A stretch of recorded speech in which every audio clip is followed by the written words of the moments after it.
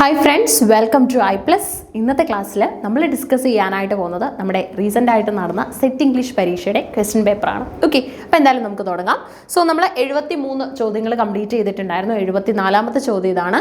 The writer who contrasted Walter Scott's bow wow strain with Jane Austen's nuance. Okay, അപ്പോൾ the writer who contrasted Walter Scott's bow wow strain with Jane Austen's nuance. Okay, Virginia Woolf, Elaine Showalter, H.G. Wells, Walter Scott. Okay, അപ്പം the writer who contrasted Walter Scott's bow wow strain with Jane Austen's nuance. അതായത് സ്കോട്ടിന്റെ ബോവോ സ്ട്രെയിനിനെ Jain ഓസ്റ്റിന്റെ ന്യൂആൻസുമായിട്ട് contrast ചെയ്തത് ആരാണ്? Virginia Woolf, Elaine Showalter, H.G. Wells, Walter Scott. Okay, Virginia Woolf, Elaine Showalter, H.G. Wells, Walter Scott. അപ്പം Walter സ്കോട്ടാണ് ഇതിന്റെ answer ആയിട്ട് നമുക്ക് വരുന്നത്. Okay, അപ്പോൾ നോക്കിക്കേ, the writer who contrasted his own big Vovo strain with the Jane Austen's accusate touch. Okay, അതിനെയാണ് actually നമ്മളിവിടെ എന്താ പറയുക, accusate touchനെയാണ് ശരിക്കും പറഞ്ഞാൽ ഇവിടെ ന്യൂആൻസ് എന്ന് പറഞ്ഞത്. Okay, often interpreted as nuance or fine brushwork was Walter Scott himself.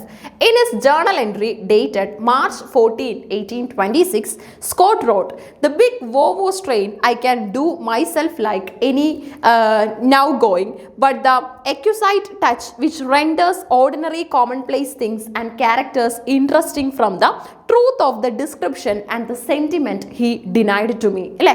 But the writer who contrasted his big Vovo strain with the Jane Austen's accusate touch, often interpreted as nuance or fine brushwork, was Sir Walter Scott.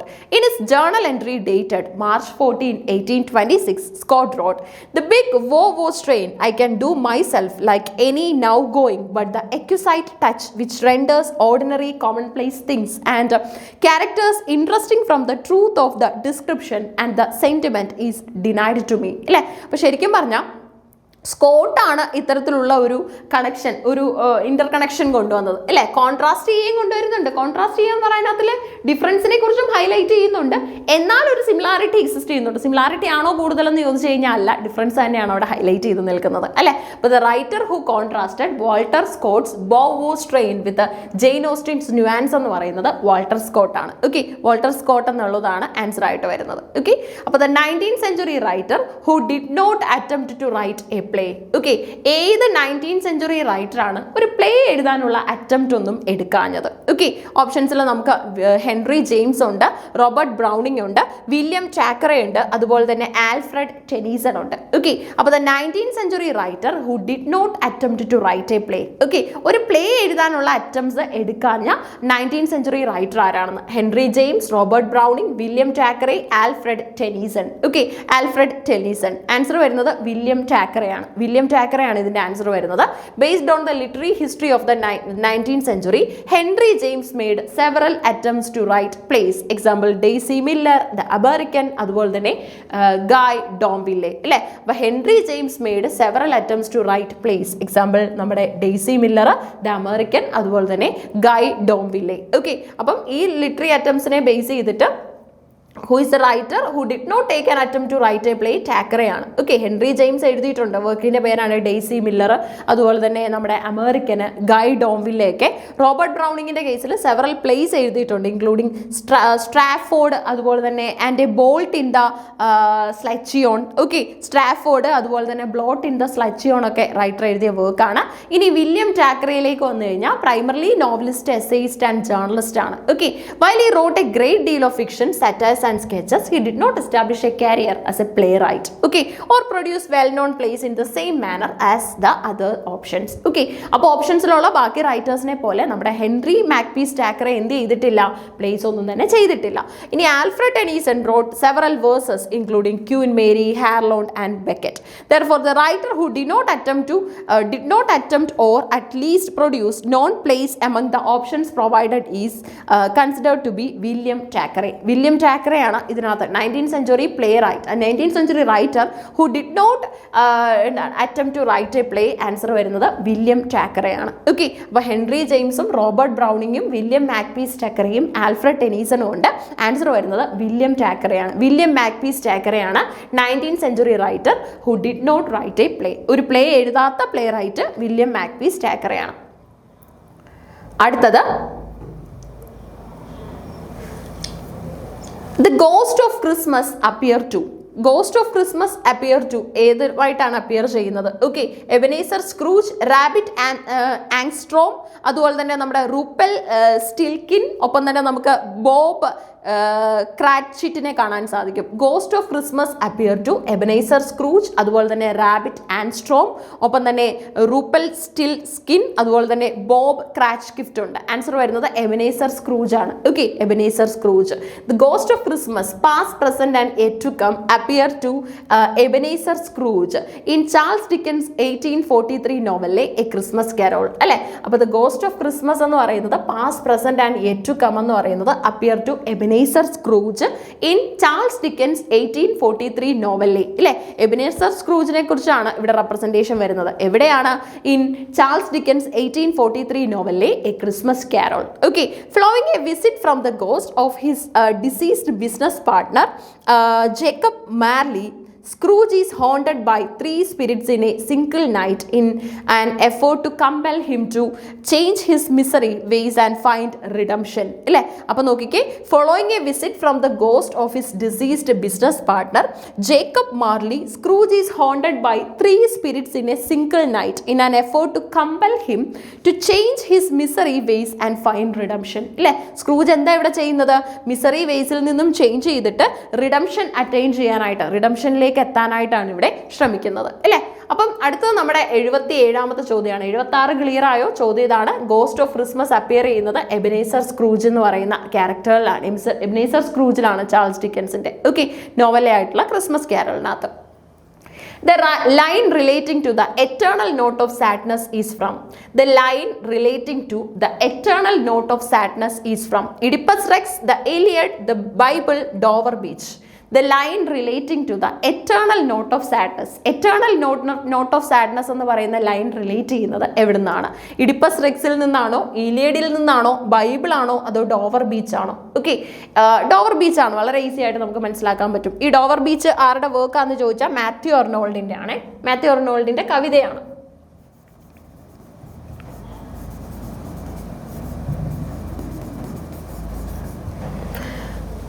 The line relating to the eternal note of sadness is from Dover Beach. Okay, Matthew Arnoldന്റെ ആണ്. The poem was written by Matthew Arnold. അതുപോലെ തന്നെ Sea of Faithനെ കുറിച്ച് പറയുന്നതും Ebb of Sorrowsനെ കുറിച്ച് പറയുന്നതും ഒക്കെ തന്നെ ഈ ഒരു കവിതയിലാണ്. Likely around 1851 and includes the famous line. Okay, listen, you hear the grating roar of pebbles which the waves draw back and flying at their return up the high strand, begin and cease and then again begin with a tremulous cadence slow and bring the eternal note of sadness. Okay, അപ്പോൾ ഇത് actually ഈ ഒരു line എവിടെ നിന്ന് വന്നിട്ടുള്ളതാണെന്ന് ചോദിച്ചാൽ നമ്മുടെ Dover ബീച്ചിൽ നിന്നാണ്. എറ്റേണൽ നോട്ട് ഓഫ് സാഡ്നെസ് എന്ന് അതിനകത്ത് കൃത്യമായിട്ട് പറയുന്നുണ്ട്. The poem contrasts the calm sea with the sound of the waves which reminds the speaker of the ebb and flow of human misery. അല്ലേ, അപ്പോൾ the poem contrasts the calm sea with the sound of the waves. Okay, calm seaയെ നമ്മൾ എന്തുമായിട്ടാണ് ഇവിടെ contrast ചെയ്യുന്നത്? Sound of the വേവ്സുമായിട്ടാണ് അല്ലേ. See calm ആണെന്ന് പറയുന്നു, ഒരു സൈഡിൽ വേവ്സിന്റെ സൗണ്ട് കേൾക്കുന്നു അല്ലേ.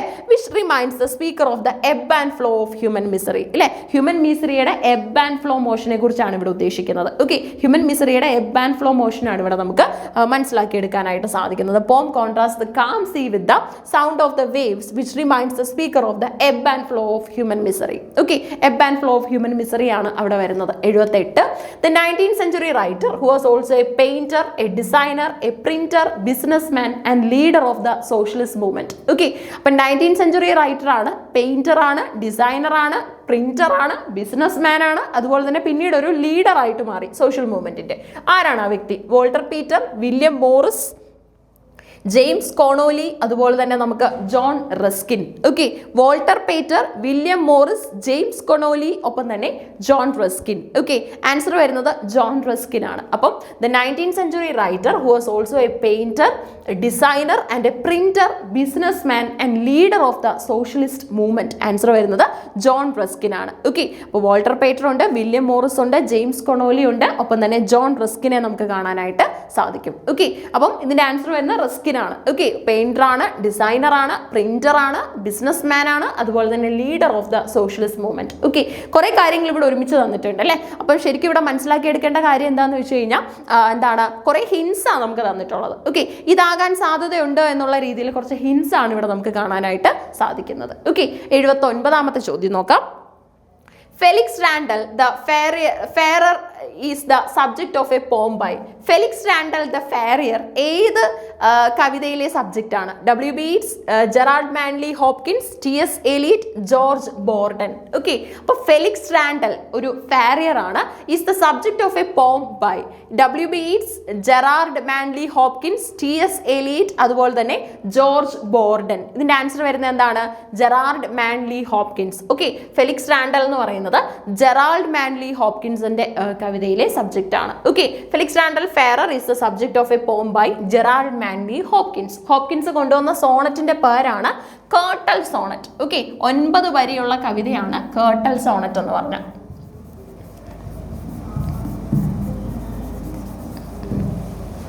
Felix Randal is a sonnet written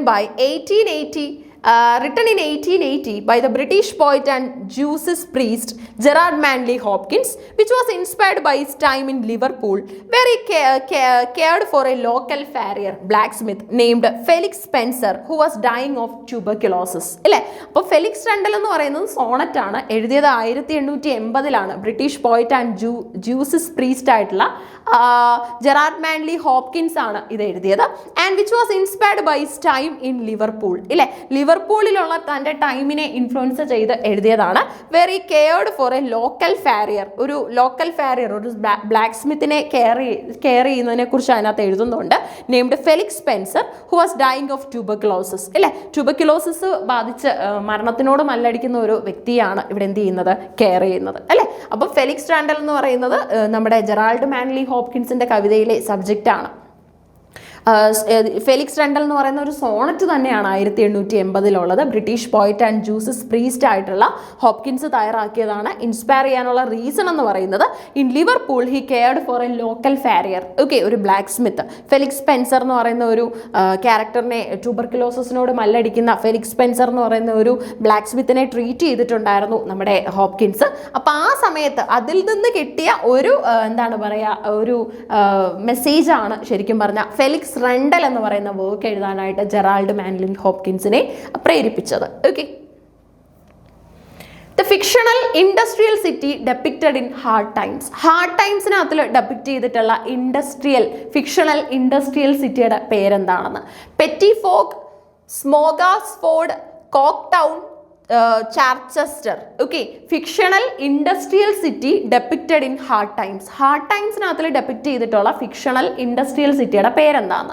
പെറ്റിഫോക്ക്, Smogasford, കോക്ടൗൺ, ഒപ്പം തന്നെ ചാർച്ചസ്റ്റർ. ആൻസർ വരുന്നത് കോക്ടൗൺ ആണ്. Okay, Coketown. അപ്പോൾ നോക്കിക്കേ, the fictional industrial city depicted in Hard Times, അത് കോക്ടൗൺ ആണ്. അല്ലേ, അപ്പം the fictional industrial city depicted in Hard ടൈംസിൽ ഡെപ്പിക്റ്റ് ചെയ്തിട്ടുള്ള സിറ്റിയുടെ പേര് ആക്ച്വലി കോക്ടൗൺ എന്നാണ്. കോക്ടൗൺ എന്ന് പറയുന്നത് ഒരു fictitious northern English mill town ആണ് ഇൻ ചാൾസ് ഡിക്കൻസിന്റെ ആണല്ലോ Hard Times. In 1854 novel characterized as a gloomy place dominated by factories, smoke and utilitarian fact based philosophy. അല്ലേ, അപ്പോൾ കോക്ടൗൺ എന്ന് പറയുന്നത് ഒരു ഫിക്റ്റീഷ്യസ് ആയിട്ടുള്ള നോർത്തേൺ ഇംഗ്ലീഷ് മിൽ ടൗൺ ആണ് in Charles Dickens work. Okay, Charles ഡിക്കൻസിന്റെ ഹാർഡ് ടൈംസിനകത്തിലെ ഒരു ഫിക്റ്റീഷ്യസ് ആയിട്ടുള്ള നോർത്തേൺ ഇംഗ്ലീഷ് മിൽ ടൗൺ ആണ് ശരിക്കും പറഞ്ഞാൽ നമ്മുടെ കോക്ടൗൺ. ഓക്കെ, അവിടെ ഗ്ലൂമി പ്ലേസ് ആണ്, ഡോമിനേറ്റ് ചെയ്തിട്ടുള്ളത് കുറേ ഫാക്ടറിയും സ്മോക്കും പിന്നെ യൂട്ടിലിറ്റേറിയൻ ഫാക്ട് ബേസ്ഡ് ഫിലോസഫി ഒക്കെയാണ് ശരിക്കും അവിടെ എക്സിസ്റ്റ് ചെയ്യുന്നത്. അല്ലേ, ഫാക്ടറി, സ്മോക്ക്, യൂട്ടിലിറ്റേറിയൻ കോൺസെപ്റ്റ് ആണ്. The town is portrayed as being filled with monotonous red brick buildings that have been blackened by pollution. ഇല്ലേ, മോണോട്ടോണസ് ആയിട്ടുള്ള റെഡ് ബ്രിക്ക് ബിൽഡിങ്സ് ആണ് നമുക്ക് അവിടെ കാണാൻ സാധിക്കുന്നത്. അതുപോലെ തന്നെ അതെല്ലാം തന്നെ ബ്ലാക്കൻഡ് ആയിരിക്കുകയാണ് പൊല്യൂഷൻ കാരണം. A river running purple with industrial dye and inhabitants known as hands who are treated like machines അല്ലേ. അപ്പോൾ ഈ ടൗൺ എന്ന് പറയുന്നത് പോർട്രൈ ചെയ്തിട്ടുള്ളത് filled with monotonous red brick buildings ആണ് that have been blackened by pollution ഇല്ലേ. ഈ red brick buildings എല്ലാം തന്നെ ബ്ലാക്കൻ ആയിരിക്കുകയാണ് പൊല്യൂഷൻ കാരണം. A river running purple with industrial dye ഇല്ലേ and inhabitants known as hands who are treated like machines ഇല്ലേ. ഇവിടുത്തെ ഇൻഹാബിറ്റൻസ് ആയിട്ടുള്ള ഹാൻഡ്സിനെ എല്ലാം തന്നെ എങ്ങനെയാണ് കൺസിഡർ ചെയ്തിട്ടുള്ളത്? അവിടുത്തെ മനുഷ്യരെ തന്നെ ശരിക്കും മെഷീൻസ് ആയിട്ടാണ് ട്രീറ്റ് ചെയ്തിട്ടുള്ളത്. ഓക്കെ, മനുഷ്യരെ തന്നെ മെഷീൻസ് ആയിട്ട് ട്രീറ്റ് ചെയ്തിട്ടുള്ള രീതിയാണ് ഇവിടെ നമുക്ക് കാണാൻ സാധിക്കുന്നത്. ഓക്കെ, അപ്പോൾ the town is portrayed as being filled with monotonous red brick buildings that have been blackened by pollution, a river running purple with industrial dye and also inhabitants known as hands who are treated like machines ഇല്ലേ. ഇവിടുത്തെ ഇൻഹാബിറ്റൻസിനെയൊക്കെ തന്നെ ഹാൻഡ്സിനെയൊക്കെ തന്നെ മനുഷ്യന്മാരെ ആയാൽ പോലും consider ചെയ്യുന്നത് machines ആയിട്ടാണ് അല്ലേ. അപ്പോൾ ഈ പറയുന്ന സ്ഥലത്തെ ഇൻഹാബിറ്റൻസിനെ എങ്ങനെയാണ് കൺസിഡർ ചെയ്യുന്നത് എന്ന് ചോദിച്ചു കഴിഞ്ഞാൽ they are been non as hands. അവരെ അറിയപ്പെടുന്നത് ഹാൻഡ്സ് എന്നാണ് ഈ കോക്ക് ടൗണിലെ ആൾക്കാരെ. ഇനി അതുപോലെ തന്നെ അവരെ എങ്ങനെയാണ് ട്രീറ്റ് ചെയ്യുന്നതെന്ന് ചോദിച്ചാൽ നോട്ട് ലൈക്ക് ഹ്യൂമൻസ്, അവരെ മെഷീൻസ് ആയിട്ടാണ് ട്രീറ്റ് ചെയ്യുന്നത് അല്ലേ. അപ്പോൾ കോക്ക് ടൗൺ എന്ന് പറഞ്ഞ ഒരു fictitious northern English mill town ആണ് ഇൻ ചാൾസ് ഡിക്കൻസ് 1854 നോവൽ. അപ്പോൾ ആ കോക്ക് ടൗണിൽ ഒരുപാട് ഇൻഹാബിറ്റൻസ് ഉണ്ട്, അവരെയൊക്കെ തന്നെ ഹാൻഡ്സ് എന്നാണ് വിളിക്കുന്നത്. ഇനി അതുപോലെ തന്നെ ഈ ഹാൻഡ്സ് ഈ മനുഷ്യരെ എങ്ങനെയാണ് ട്രീറ്റ് ചെയ്യുന്നതെന്ന് ചോദിച്ചാൽ മെഷീൻസ് ആയിട്ടാണ്. Okay, Coketown is used by Dickens to critic the dehumanizing effects of industrialization. ഇൻഡസ്ട്രിയലൈസേഷൻ്റെ ഡീഹ്യൂമനൈസിങ് എഫക്റ്റിനെ കുറിച്ച് പറയാനാണ് കോക്ക് ടൗൺ എന്ന് പറയുന്ന ഒരു ഐഡിയ യൂസ് ചെയ്തിട്ടുള്ളത്. And the utilitarian philosophy prevalent in Victorian England. Victorian ഇംഗ്ലണ്ടിൽ പ്രിവിലന്റ് ആയിട്ടുള്ള ഒരു യൂട്ടിലിറ്റേറിയൻ ഹിസ്റ്ററി ഫിലോസഫി നമുക്കിവിടെ കാണാനായിട്ട് സാധിക്കും. അപ്പോൾ Coketown is used by Dickens to critic the dehumanising effect of industrialisation. ഇൻഡസ്ട്രിയലൈസേഷൻ്റെ ഒരു ഡീഹ്യൂമനൈസിങ് എഫക്റ്റ് ആണ് ഇവിടെ കാണാൻ പറ്റുന്നത്. അതുപോലെ തന്നെ utilitarian philosophy prevalent in Victorian England. Victorian ഇംഗ്ലണ്ടിൽ ഉണ്ടായിരുന്ന ആവശ്യകതയെക്കുറിച്ച് തന്നെയാണ് യൂട്ടിലിറ്റേറിയൻ ഫിലോസഫി പറയുന്നത് അല്ലേ. ആ ഫിലോസഫിയെക്കുറിച്ചും നമുക്കിവിടെ മനസ്സിലാക്കിയെടുക്കാനായിട്ട് സാധിക്കും. അപ്പോൾ വളരെ ഇമ്പോർട്ടൻ്റ് ആയിട്ടുള്ള ഒരു ഐഡിയ ആണ്. Coketown is used by Dickens to critic the dehumanising effects of industrialisation and the utilitarian philosophy prevalent in Victorian England. Victorian ഇംഗ്ലണ്ടിലൊക്കെ ഡോമിനേറ്റ് ചെയ്തിരുന്ന ഒരു യൂട്ടിലിറ്റേറിയൻ ഫിലോസഫിയെക്കുറിച്ചും നമുക്കിവിടെ മനസ്സിലാക്കിയെടുക്കാനായിട്ട് സാധിക്കും. അതിൻ്റെ ഇമ്പോർട്ടൻസ് നമുക്കിവിടെ കാണാൻ പറ്റും. ഓക്കെ, ക്ലിയർ ആണോ? 80 ചോദ്യങ്ങളാണ് നമ്മൾ ഡിസ്കസ് ചെയ്തത്. വളരെ ഇമ്പോർട്ടൻ്റ് ആണ് ഈ ക്വസ്റ്റ്യൻസ് ഒക്കെ തന്നെ. അടുത്തത് നമുക്ക് വെയിറ്റിംഗ് ഫോർ ഗോദോയിൽ നിന്നുള്ള ഒരു ക്വസ്റ്റ്യൻ ആണ്. Okay, waiting for Godot premiered in. Waiting for Godot എന്ന് പറയുന്ന വർക്ക് ആദ്യമായിട്ട് പ്രീമിയർ ചെയ്തത് ഏത് വർഷമാണ്?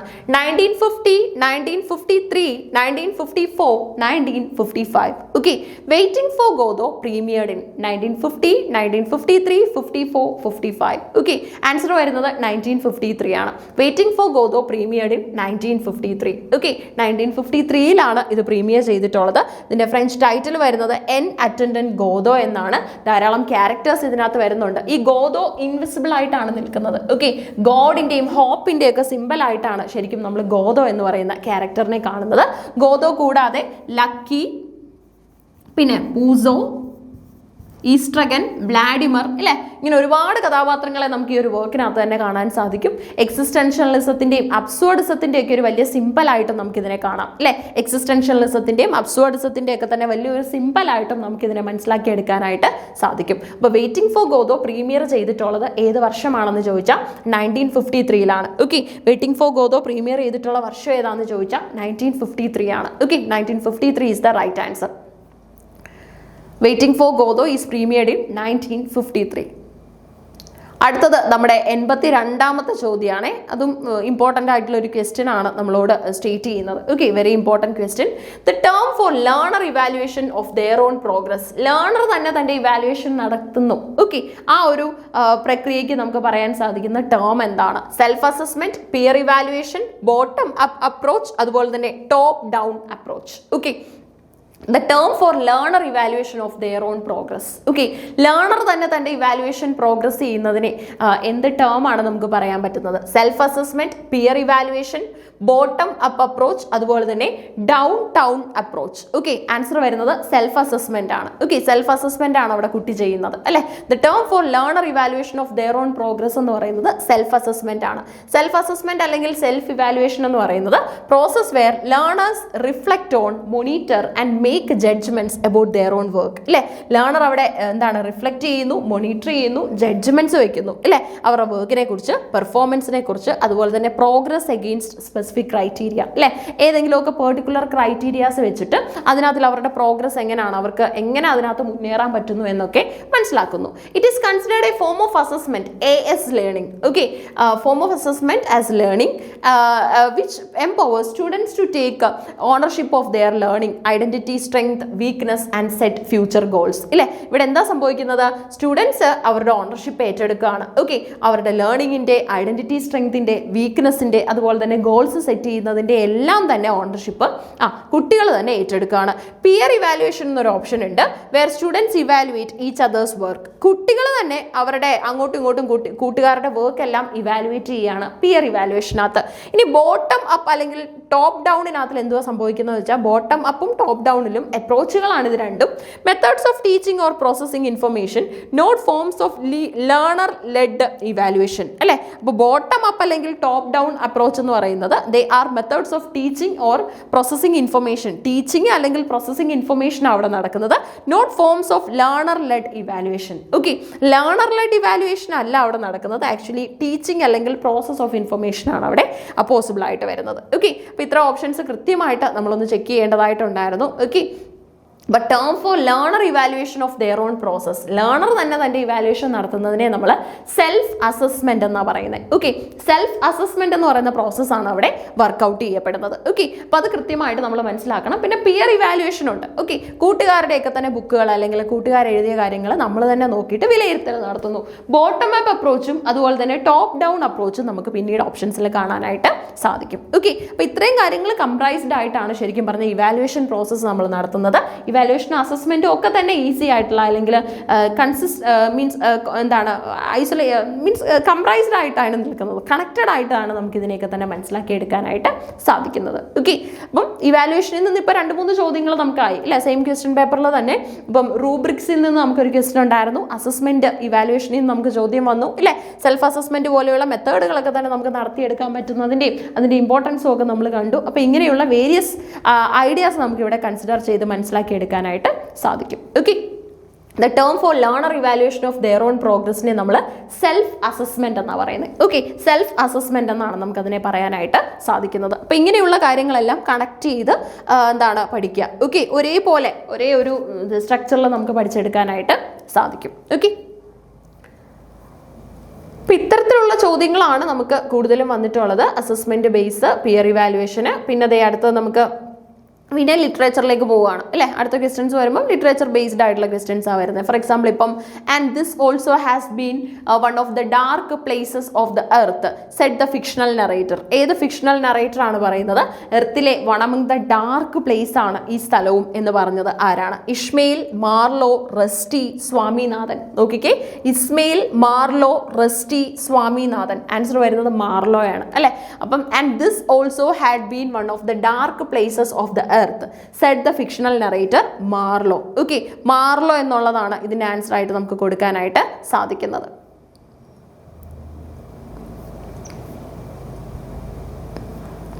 The famous opening line, and this also has been one of the dark places of the earth, is spoken by Marlowe. Charles Marlowe ആണ് പറയുന്നത്.